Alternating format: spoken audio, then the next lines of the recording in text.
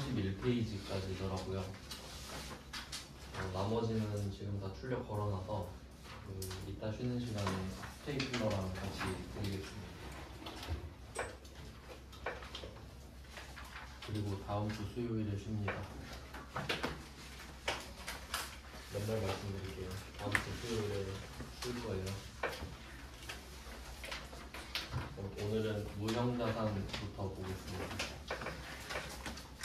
무형자산은 문제가 몇 개 없죠.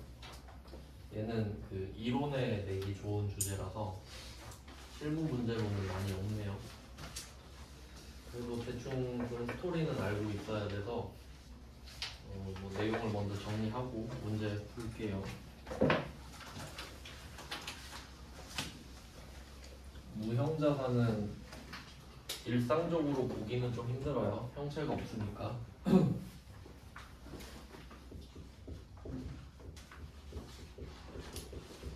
무형자산은 이름에 무형이 있으니까 형체가 없다. 이건 당연히 알 수 있죠. 그리고 두 번째 숨어있는 뜻은 사용 목적입니다. 쓰려고 갖고 있다는 거예요.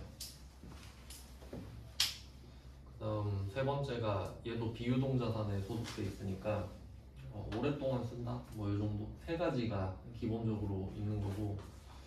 근데 유형자산은 형체가 있으니까 구분하기가 쉽잖아요. 그냥 보면 되니까. 휴대폰 보고 휴대폰이 있네. 근데 무형자산은 형체가 없잖아요.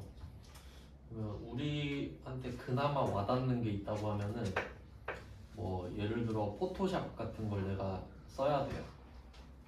그럼 포토샵을 구독해서 쓸 수 있잖아요. 내가 사용료를 내고 쓰고 있어요. 그러면 돈 안 낸 사람은 포토샵 못 쓰죠. 뭐 어둠의 경로로 받을 수 있긴 하지만 공식적인 것만 있다고 하면, 그러면 내가 그 구독을 하는 서비스가 무형자산인 거예요. 형체는 없지만 나한테는 자산이 될 수 있겠죠. 뭐 그런 느낌이거든요. 우리한테는 굳이 적용하자면 그렇고, 한번 뭐 내용을 한번 생각해 보면은, 이게 첫 번째 문제가 85번인데 85번 한번 보면은 생산부서에서 새로운 기술적 지식을 얻기 위해 계획적인 탐구 활동을 한다라고 되어 있거든요. 별로 좀 좋아 보이진 않죠. 기분이 막 좋진 않잖아요. 이게 뭘 말하는 거냐면 연구 개발이에요. 연구 개발. 연구와 개발.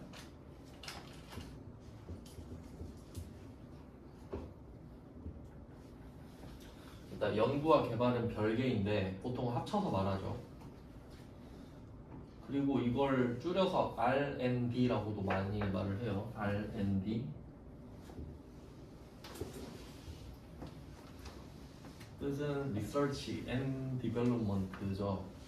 연구와 개발을 같이 말하는 건데 보통은 연구 후에 개발이 이루어지기 때문에 합쳐서 말을 하죠. 그러니까 연구소에서 하는 것들인데, 그럼 이때 연구는 조금 더 추상적이에요. 그냥 뭔가를 찾는 겁니다. 영어로 리서치니까요. 그냥 뭐 이거 되려나? 뭐 이런 느낌으로 시도해보는 느낌. 근데 뭐 예를 들어 연구를 100개를 진행했다라고 하면 전부 다 성공적이진 않을 수도 있죠.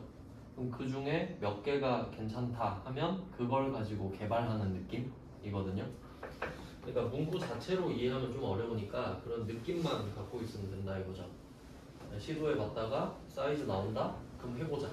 그러니까 개발은 조금 더 구체화된 느낌이라고 보면 돼요. 그래서 실제로 그 회계시험에서는 연구랑 개발을 이런 문구로 찾으라고 그러거든요. 그럼 여기에 나와 있는 문구를 보면은 새로운 기술적 지식을 얻기 위해 계획적인 탐구 활동을 한다라고 되어 있잖아요. 이게 연구를 뜻하는 거거든요. 근데 그걸 뭐 외울 수도 있겠지만 좀 비효율적이죠. 그걸 외워서 공부를 하면은 그러면 이건 어떻게 접근을 해야 되냐면, 일단 연구는 좀 더 그 추상적이라고 했죠. 그래서 연구할 때 들어가는 돈 있잖아요. 이걸 연구비라고 해요. 연구비. 비용입니다. 비용. 이제 우리는 비용을 언제 잡는지 배웠잖아요. 원래는 수익과 대응을 시키고 안 되면 기간 대응, 그 두 개도 안 되면 그냥 바로 비용 처리. 그러니까 지금은 세 번째입니다. 뭐 연구비 썼는데 이게 수익을 얼마나 내는지 모르기 때문에 그냥 비용으로 잡아버린 거예요. 연구는 간단해요. 그 다음에 개발 갑니다. 개발은 연구의 사이즈가 나와서 진행이 되는 건데, 개발은 크게 두 단계로 나눠요. 개발이 왼쪽 개발, 오른쪽 개발이 있는 거예요. 그러니까 여기 선이 하나 있잖아요. 그러니까 선을 넘느냐 못 넘느냐거든요. 선을 넘어야 인정해줘요. 그리고 보통 연구 개발을 많이 하는 업종이 제약 쪽이거든요. 약 만드는 거 있죠. 최근에는 뭐 코로나 백신 이런 것들. 그러면 연구를 통해서 이거 될 것 같은데 개발 들어가죠? 그럼 뭐 임상 1단계, 2단계, 3단계 이런 거 들어봤죠? 보통 임상 3단계까지 성공하면 거의 다 됐다 이렇게 보거든요. 그럼 이제 3단계가 됐다 하면 선을 넘어간 느낌인 거죠. 그러니까 임상 2단계가 아마 동물에다가 뭐 실험하는 걸 텐데 거기서 빠그라질 수도 있죠. 동물 막 다 죽어버려. 그러면 끝인 거죠. 그러면 그 왼쪽 선을 못 넘은 거는 개발비인데 비용이에요. 그러니까 쓰고 끝이니까. 그래서 이런 개발비가 있고요. 개발비인데 비용인 개발비. 근데 이제 선을 넘어간 거예요. 그럼 임상 뭐 3단계 예를 들면 상황마다 다 다르겠죠. 여기를 넘어갔다고 하면 이때부터 쓴 돈은 다 나한테 돈이 될 거잖아요. 그래서 얘는 개발비인데도 자산이 돼요. 이렇게 선 하나 가지고.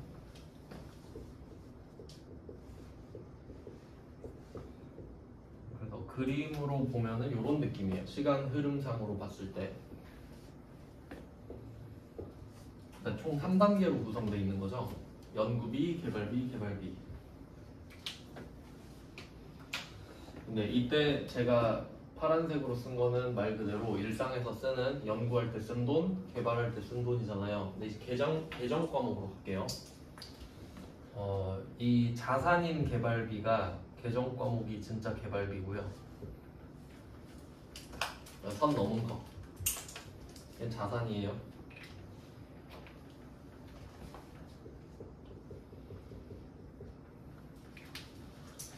그 다음에 이때 비용인 연구비랑 비용인 개발비 합쳐서 이제 프로그램마다 다른데 우리가 쓰는 K랩 프로그램에는 이 두 개가 합쳐져 있어요. 경상 연구개발비라고 해요.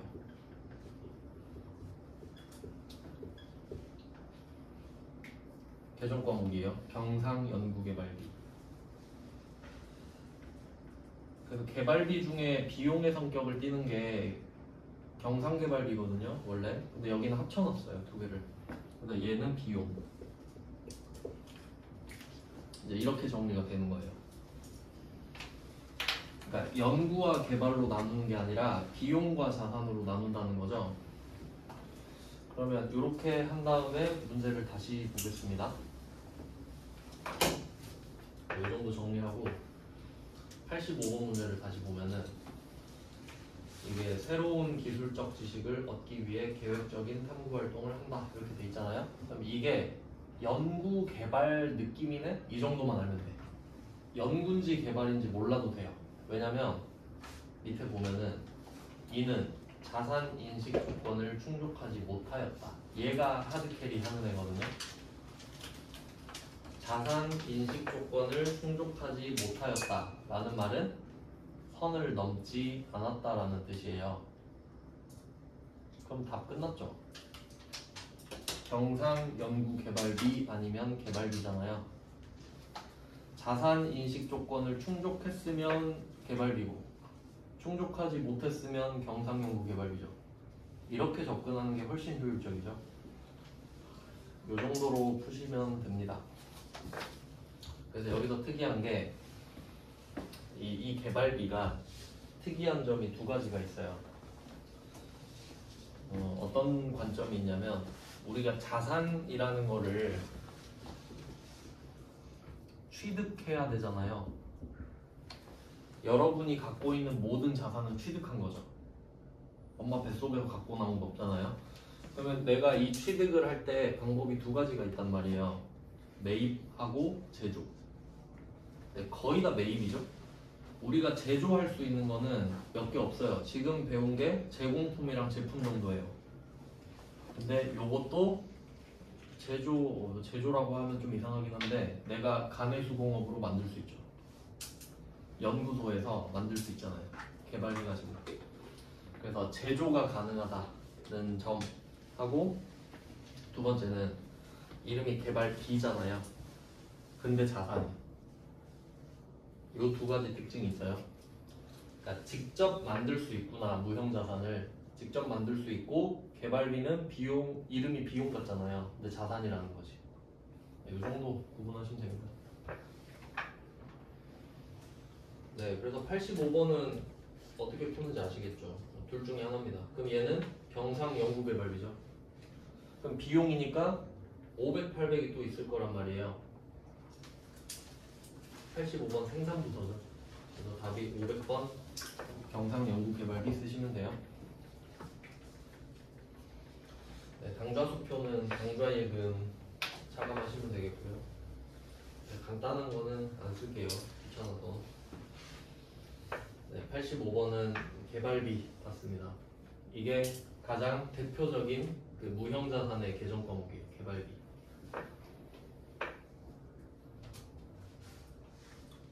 개발비가 하나 있고,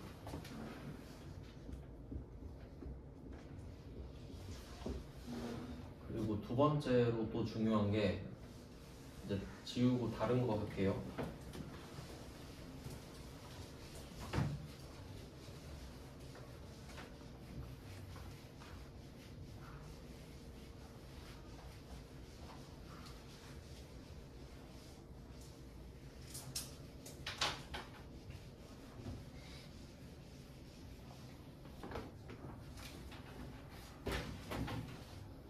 두 번째가 영업권입니다. 이 두 개는 상당히 중요해요. 개발비는 이름부터 아예 특이하고, 그 다음 두 번째 영업권, 얘도 되게 특이한 애인데, 일상적으로 우리가 영업권이라는 말을 안 쓰잖아요. 차라리 개발비라는 말을 더 많이 듣지. 영업권은 그냥 딱 한마디로 하면은 P예요, P.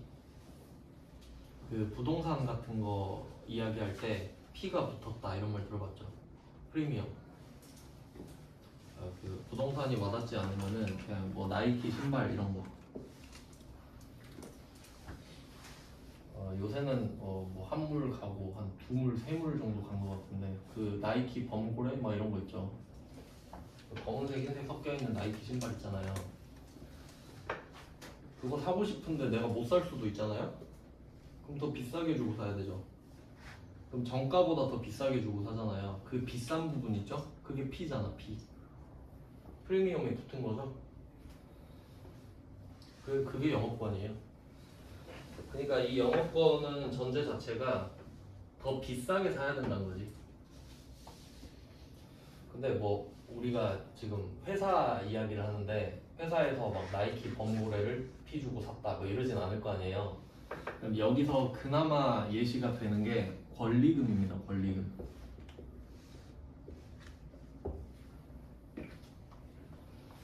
권리금 정도로 알고 계시면 돼요.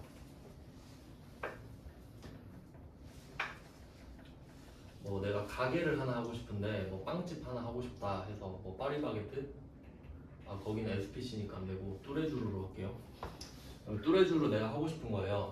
그러면 이왕이면 뚜레쥬르 하고 있던 사람 가게를 내가 들어가는 게 훨씬 좋죠. 인테리어 이미 다 돼 있고, 뭐 내가 새로 할 필요가 없잖아요. 그럼 그 사람은 권리금을 요구하는 거야. 너 여기 들어오면 개꿀 빨지 않냐? 손님도 그대로고, 인테리어 그대로고, 추가로 돈이 들어간 게 없지 않냐? 그러니까 권리금을 내놔. 그럼 우리는 뭐 그러네요 하고 더 주고 갈 수 있죠? 뭐 그런 게 영업권이란 거지. 그게 P에 해당하니까. 뭐 그런 내용인데, 근데 이거는 뭐 P라는 것만 알면 쉬운데, 이게 두 개가 지금 충돌하는 상황이 나와서 요거까지만 하고 문제를 풀게요. 자, 무형자산의 범주가 있다고 하면은, 자, 무형자산 안에 영업권이 들어있는 거잖아요. 지금 영업권 배우고 있으니까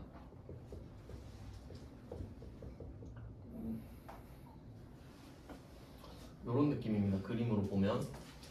왜냐면 영업권은 없잖아요, 형체가.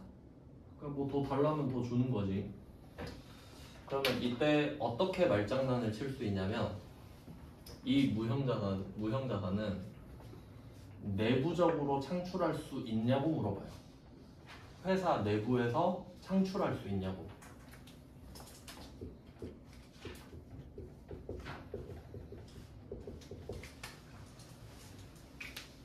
그럼 답을 찾아볼게요. 무형자산은 내부 창출할 수 있나요? 라고 하면 연구개발을 떠올리면 돼요. 연구개발하면 우리가 만들 수 있죠? 그럼 이거 개발비 이야기 하는 거구나 해서 가능하다고 대답하면 됩니다. 무형자산은 우리가 만들 수 있지. 이 정도 대답할 수 있죠. 여기까지는 괜찮죠. 그냥 우리가 연구소 만들어서 연구개발 시키면 되는 거니까. 근데 문제는 무형자산 안에 영업권이 있잖아요. 근데 영업권의 풀네임은 외부 구입 영업권이에요. P라는 것 자체가 내가 남한테 물건을 더 비싸게 사야만 성립되는 개념이잖아요. 근데 내가 내 물건 가지고 이 물건을 비싸게 팔아야지, 이건 P가 아니죠. 그래서 영업권의 풀네임은 외부 구입. 근데 너무 당연한 말이라서 생략하는 거예요. 뭐 치킨은 맛있다 이런 말이거든요. 근데 치킨은 맛있다고 말할 필요 없잖아요. 시킬 거냐 말 거냐만 고르면 되는 거지. 그래서 이런 거예요. 영업권은 외부에서 구입하는 건데 왜 굳이 외부 구입이라고 하냐. 그냥 말 떼버려라. 그러면 이제 누가 또 물어봐요. 그럼 영업권은 내부적으로 창출할 수 있나요? 안 되죠. 이걸로 말장난을 친다고.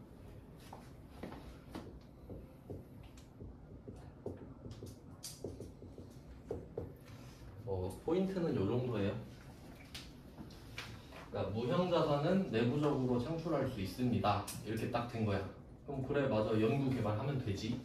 근데 누가 근데 영업권은요? 라고 물어보니까 맞다, 영업권도 있지. 걔는 안 돼요.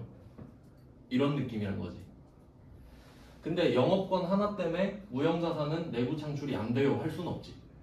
그러니까 좀 이걸로 말장난을 친다는 소리예요. 내봤자 이 정도 냅니다.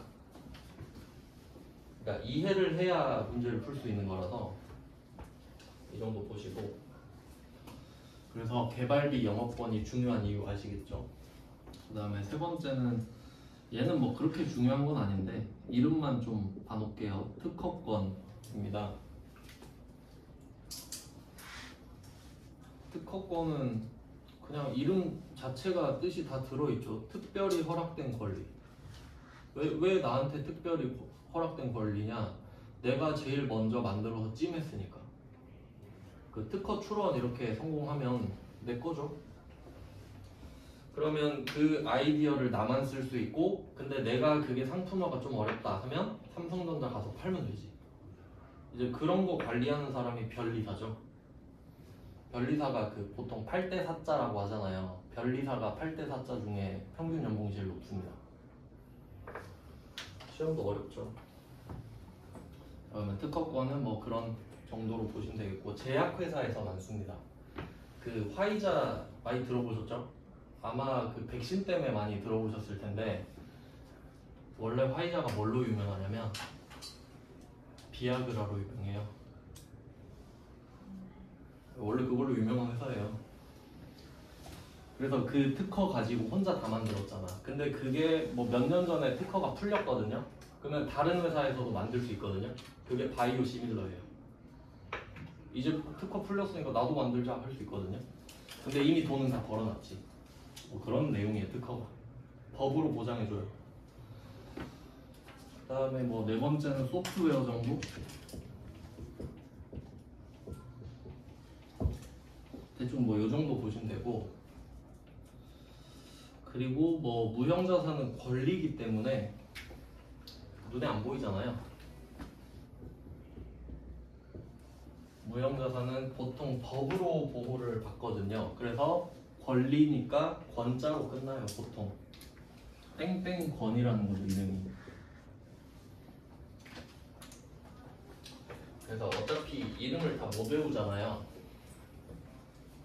자, 몇 개 말해볼게요. 그냥 그렇구나 하시면 돼요. 광업권, 캘 수 있는 권리. 어업권, 물고기 잡는 권리. 뭐 실용신안권, 상표권, 뭐 이런 대충 그런 권자로 끝나는 애들이죠. 다 무형자산이에요. 네, 그래서 뭐 시험에서 보이는 애들은 이 4개 정도인데 안 보이는 애들도 권자로 끝나면 그냥 무형자산이겠거니 하시면 되고, 그 다음에 이 중에 권자로 끝나는 게 아닌 게 하나 있는데 혹시 낼까봐 알려드릴게요. 예외가 하나 있어요. 전세권은 아닙니다.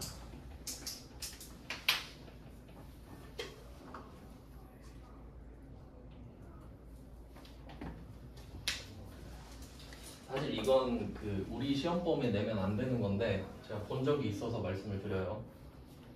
전세권은 민법상 물권입니다. 민법상 권리예요. 뭐 그냥 간단하게 말을 하면은 우리가 임대차 계약 이런 거 들어봤죠. 임대차 계약의 방법에 전세랑 월세 방법이 있거든요.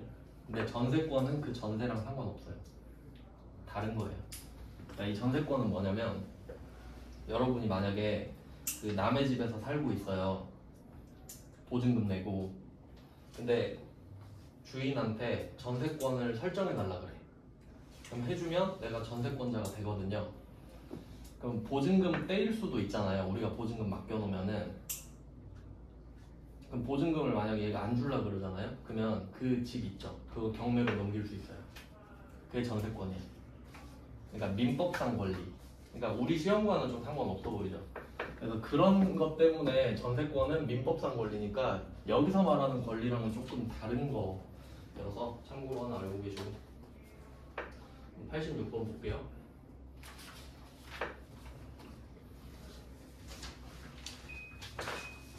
86번은 신제품을 개발하고 특허권을 취득하기 위한 수수료래요. 그럼 앞에서 좀 비슷한 패턴을 많이 봤는데 여기서는 특허권을 취득하기 위한 으로 끝났다고 보시면 될 것 같아요.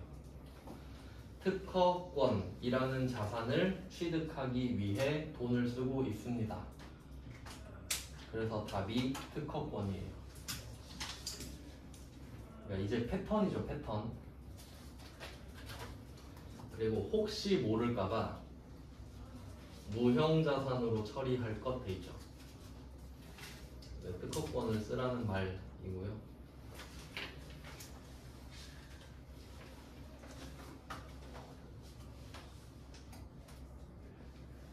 네, 뭐 그렇게 어렵진 않죠. 그러면 85번이랑 86번은 뭐 비슷한 스타일의 문제가 되겠고, 87번에다가 중요 표시를 좀 해놓겠습니다. 이건 좀 어렵고요. 그 좀 개인차가 좀 있는 문제인데 독해력이 조금 그 힘들 수도 있어요. 개인 독해력 때문에. 그리고 응용이 가능한 문제예요. 어떤 문제인지 한번 보겠습니다. 얘는 삼각이에요. 삼각. 무형자산도 오래 쓰기 때문에 삼각. 유형자산은 감가상각이고 무형자산은 삼각인데 이제 비교를 또 해보겠습니다. 무형자산은 삼각을 하는데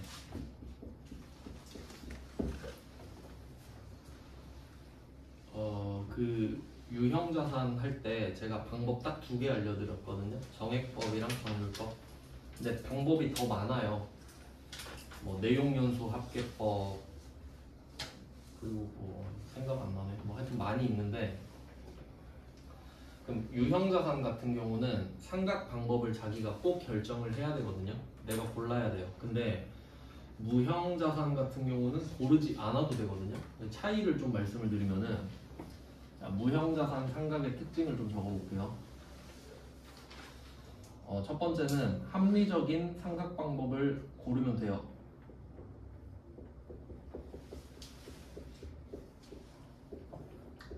자, 합리적인 삼각 방법을 고르세요 라고 해요. 당연한 말이죠. 그럼 뭐 이상한 방법을 쓰진 않을 거 아니에요. 네가 생각했을 때 적당한 방법을 찾아라. 근데 내가 혹시 선택장애가 있을 수 있잖아요. 아, 도저히 못 고르겠다. 정액법 할까 정률법 할까. 그러면 무형자산에서는 정액법을 쓰라고 합니다. 네가 혹시 선택장애면 정액법을 써라.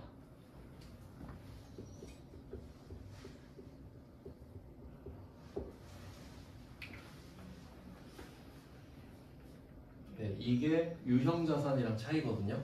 유형자산은 그런 거 없어요. 내가 골라야 돼요. 못 고르겠으면 고르고 와 이러거든요. 그러면 이제 여기서 오해가 생기면 안 되거든요. 그러면 두 가지 관점으로 볼게요. 이게 그 이론 문제도 우리가 있거든요. 그러니까 좀 이 시험이 특이한 게 시험지가 이제 한 뭉치가 오면은 여러분이 가서 받을 거예요. 시험지를. 한 시험지 안에 이론 문제도 있고 실무 문제도 있어요. 보통 이론 시험 따로 보잖아요. 시험을. 근데 같이 들어있어서 이걸 이론으로 분석할 수 있어야 되고 실무로도 분석을 할 수 있어야 돼요. 그러면 이론부터 생각을 해볼게요. 말 문제. 그럼 이렇게 말장난 칠 수 있습니다. 무형자산은 정액법으로 삼각하여야 한다. 틀린 말이죠. 합리적인 삼각 방법을 쓰되 선택장애면 정액법을 쓰세요. 이렇게 되는 거니까. 그러니까 이렇게 하면 오해 소지가 있을 수 있죠. 근데 이걸 이제 분계 문제로 낸다고 할게요. 예를 들어 영업권을 삼각해라 라고 했는데 방법이 안 적혀 있는 거야. 그럼 정액법이겠죠. 그러니까 두 개를 좀 구분해서 볼 수 있어야 된다는 거죠. 말로 하면 합리적인 방법을 찾아보되 모르겠으면 정액법으로 해라. 이게 맞는 거고 말로 하면. 근데 무형자산 삼각해봐 했는데 방법이 없어. 그럼 아 정액법이겠구나 라고 해석을 하자. 첫 번째 특징이고, 두 번째는 잔존 가치가 없습니다. 잔존 가치가 0이 있는 게 아니라 없어요. 잔존 가치라는 개념이. 왜 그런지 생각해 보면 유형자산은 형체가 있다 그랬잖아요. 그러면 그 실제 사용 기간과 회계상 감가상각 기간이 다를 수 있다 그랬죠.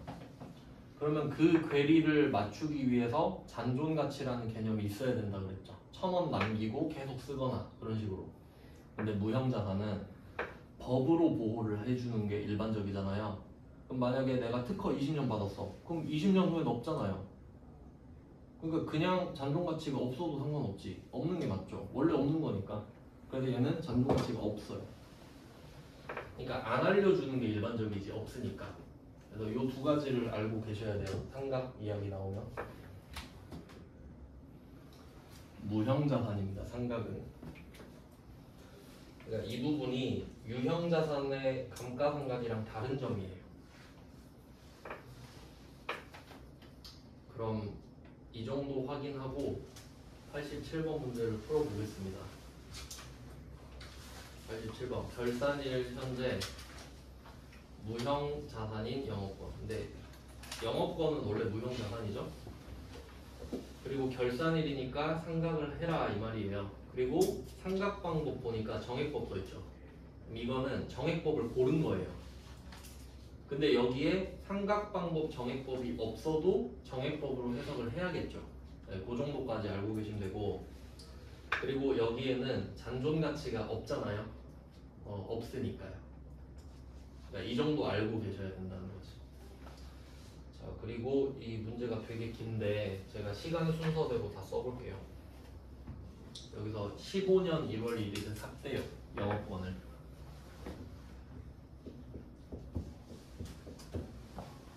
영업권을 취득했는데 문제는 취득 원가를 안 알려줘요. 사실 말은 안 되는데 그냥 뭐 그런 것 다 할게요. 가격을 모릅니다. 그러면 내용 연수는 5년으로 돼 있으니까 가격은 모르지만 5년이 남았다는 건 알고 있습니다. 봤을 때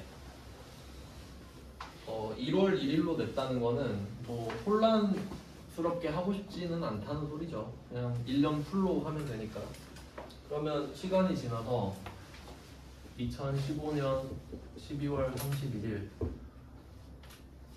이 날이 오겠죠? 1년이 지났어요.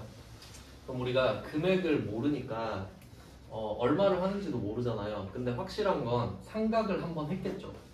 1년 지났으니까. 그러면 1년이 지나서 상각을 하고 4년이 됐겠다 정도는 알아요. 이제 4년이 남았겠구나. 그리고 이 부분을 잘 이해해야 되는데 우리가 15년 1월 1일에 샀잖아요. 그리고 1년 동안 그냥 써요. 아무것도 안 하고. 그럼 1년을 쓰고 나면 실제로 시간이 1년이 지났잖아요. 그리고 나서 12월 31일이 되면 그 1년이 지난 걸 뒤늦게 장부에 써주는 겁니다. 항상 이게 반복된다고 알고 계셔야 돼요. 그러니까 시간은 1년이 이미 지났어. 그리고 장부에 그게 따라가는 거죠. 1년 뒤에. 그러면 시간은 이미 지났는데 아무것도 안 했으니까 12월 31일에 적었다 이 말이죠. 근데 얼마를 적었는지 몰라. 근데 적는 순간 이제 4년이 남았죠. 한번 반영을 해줬으니까. 그 다음에 2016년 12월 31일이 있나 또 봐야겠죠. 1년이 또 지났는가. 여기서는 문제 첫 번째 줄에 전기 말이 16년 12월 31일이니까 얘도 당연히 지났죠. 그러면 그 15년 말이 상각을 한번 한 거고 16년 말이 상각을 두 번째 한 거예요. 그럼 이번에는 상각 두 번째 하고 나서 4년이 남았겠죠. 장부에 적고 나서.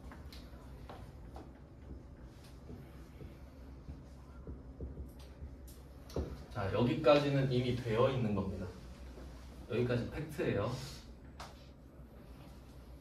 그러면 16년 12월 31일이 전기 말이니까 오늘은 17년 12월 31일이에요.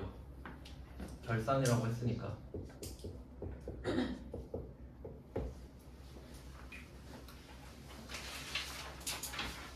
그럼 여기서 생각해야 될 거는 우리는 16년 말에 회계 처리를 하고 그 뒤로는 그냥 시간만 지난 겁니다. 1년이.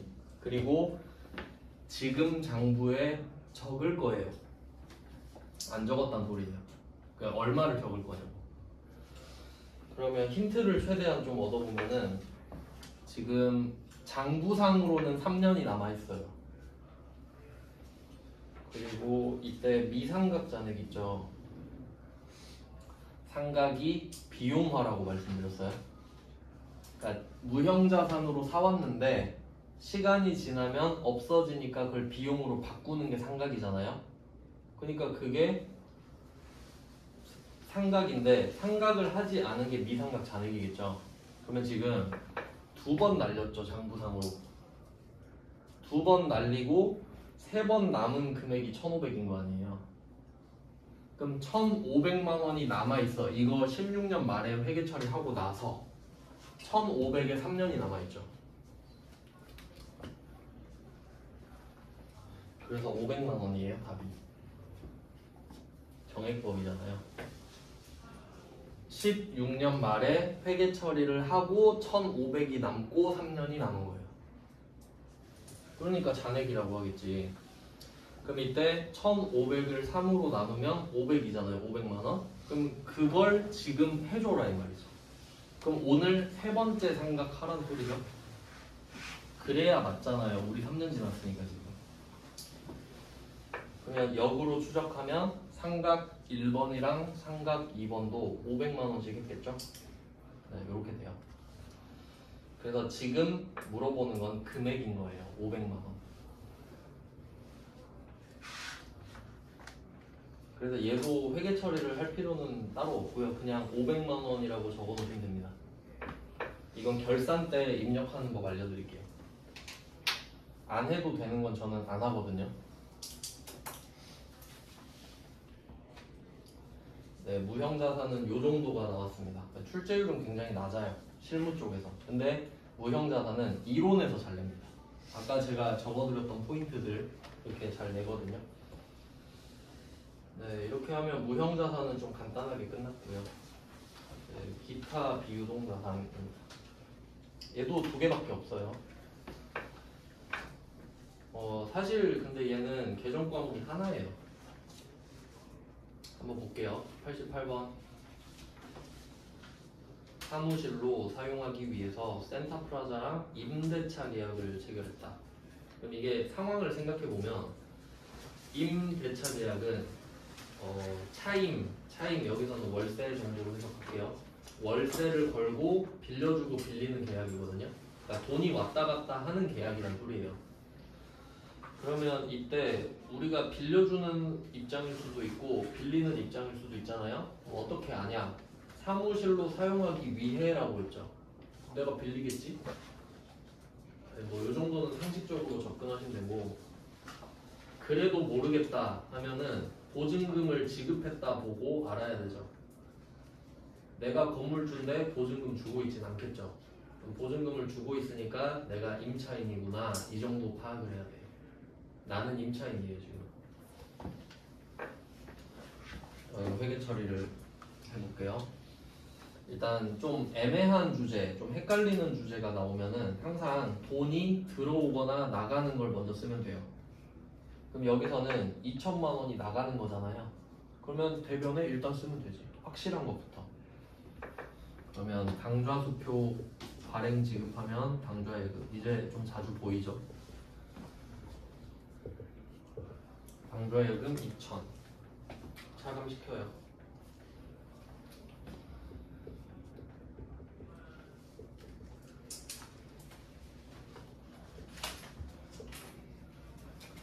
자, 그리고 이제 계정 과목을 찾을 건데요.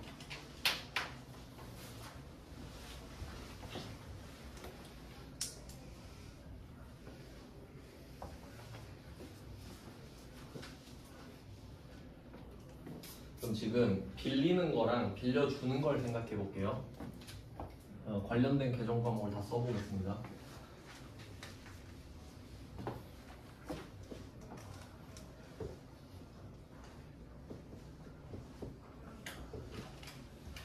자, 왼쪽엔 차, 오른쪽에 배 이렇게 썼는데 지금 이게 차변 대변이라는 뜻이 아니라 차자가 빌리다라는 뜻이에요.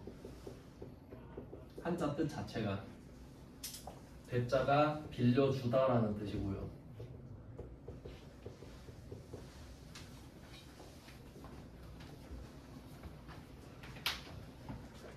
일단 뜻 자체가 이래요.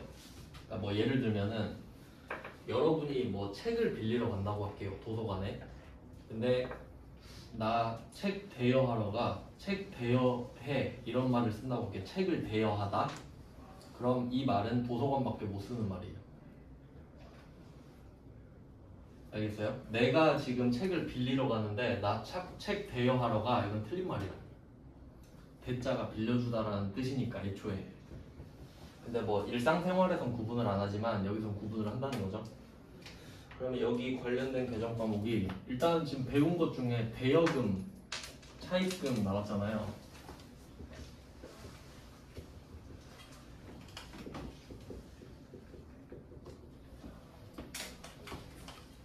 이건 차, 배. 성격은 차입금 부채죠. 대여금 자산. 이 정도는 어렵지 않죠. 그러니까 대여금을 생각해 보면은 대여금은 실제로 우리가 돈을 줘요. 그러니까 돈이 나가. 돈이라는 자산이 나가는데 대신 그 돈을 받을 권리가 생기잖아요. 그러니까 그게 자산이죠. 요거는 안 어렵습니다. 이제 두 번째로 갈 거는 임차료, 임대료입니다.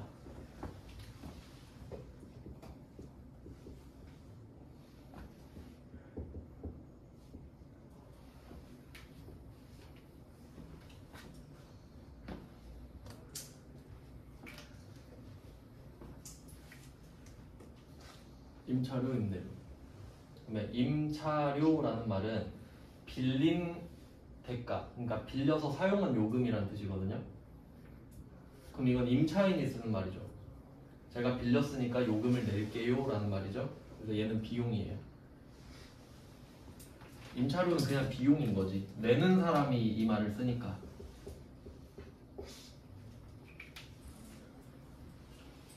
그러면 임차료를 받으면 건물주는 아 이게 임대료가 들어왔구나 이 말을 하겠지. 내가 빌려주고 요금을 받는구나. 그래서 임대료는 그냥 수익인 거죠.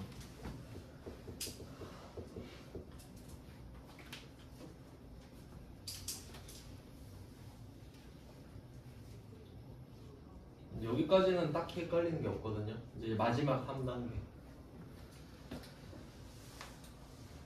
임차 보증금, 임대 보증금.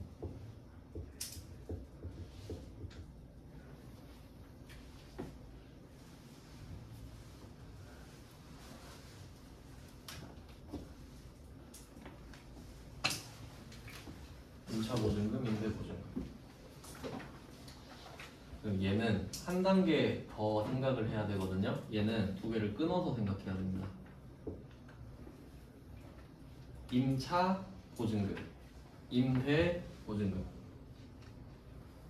그다음에 임차라는 말이 위에서 한번 나왔잖아요.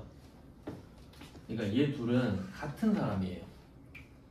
같은 사람이니까 임차 보증금이란 말도 쓰고 임차료란 말도 쓰는 거지. 임차인이니까 내가. 그러면 임차료는 그냥 내면 되는 거죠. 월세니까. 근데 월세도 보통 보증금 맡기잖아요. 그러면 이때 이 보증금은 내가 맡기는 거죠. 그러면 건물을 내가 빌리고 있잖아요. 그 대가로 보증금을 빌려주는 거죠.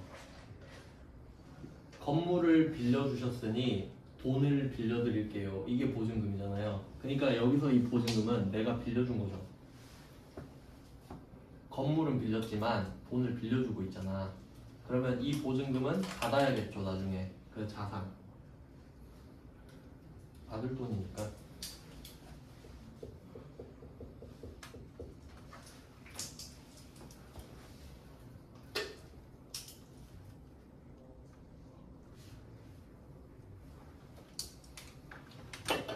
자, 그럼 임대보증금은 어때요? 이 말을 쓰는 사람은 건물주겠죠? 내가 임대를 해줬으니까 보증금 주세요 이럴 거 아니에요. 그럼 이 받은 보증금은 돌려줘야 되죠. 부채.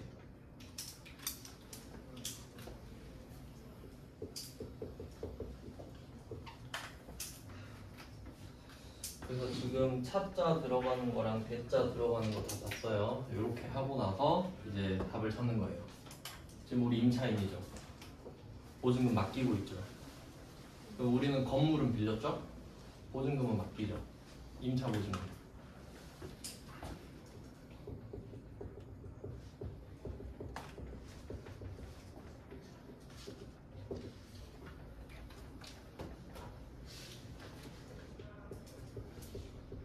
그러니까 지금 제가 강조하고 있는 거는 차자에 꽂혀가지고 차는 부채인데 이러고 있으면 안 돼요. 상황에 따라 다른 거지. 상황에 따라. 그리고 이 돈은 우리가 맡겨놓고 돌려받아야 되잖아요. 거래처 당연히 써야 되죠. 센타프라자 적어주시고.